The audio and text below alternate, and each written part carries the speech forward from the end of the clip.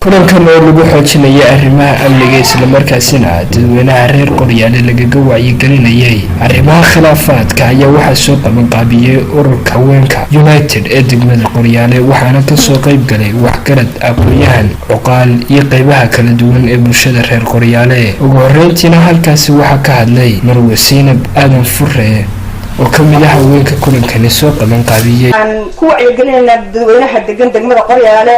in la ilaaliyo nabadgelyada hareeraha aynu ka wada joogno shicib iyo dawlad mudane iyo marwo dhalinyaro caruur iyo cuqaalba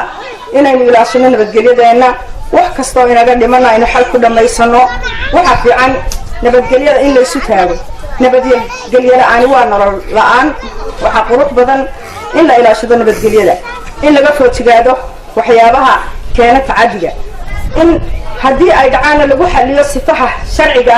ee ugu habboon waafajiyo waxa kale oo halkaasi ka hadlay gudoomiyaha degmada Qoryaale Bilo Jaamac Muuse gudoomiye ku-xigeenka degmada Qoryaale taliska qaybta booliiska degmada Qoryaale qaar kamid ah waxgaradka aqoonyahanka iyo cuqaasha reer Qoryaale waxaana hadaladoodii kamid ah sidatan galiyana waa ka wada shaqeynayna xafladan mid barakeysan Allah inooga dhigo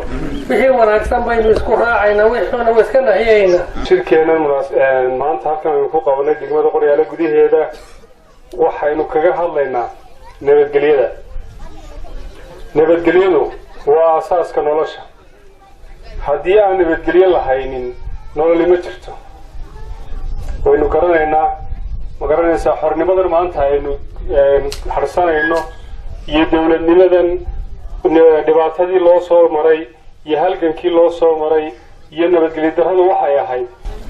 dhinacan uga soo wada jeedno anagu kaliya waxa ma qaban karo hadaan caruurta hooyooyinka odayaasha waxgaradku hadaan wax nala qaban oo wixii jira ma soo sheegin waxa ma qaban karo hadii wax nalaga qariyo kii dambiilaha ama eedeysay nalaga qariyo ama kii kufsiga sameeyay waxa la qaban karaa ma jiro laakiin marka fartana ugu fiiqo idna u daba fariisan mayno nabadgelyada iyo kufsiga iyo fawaaxishka iyo wixii wax xumeynaya oo dhan qodobka saaka halkan aynu isku taagaynaa waa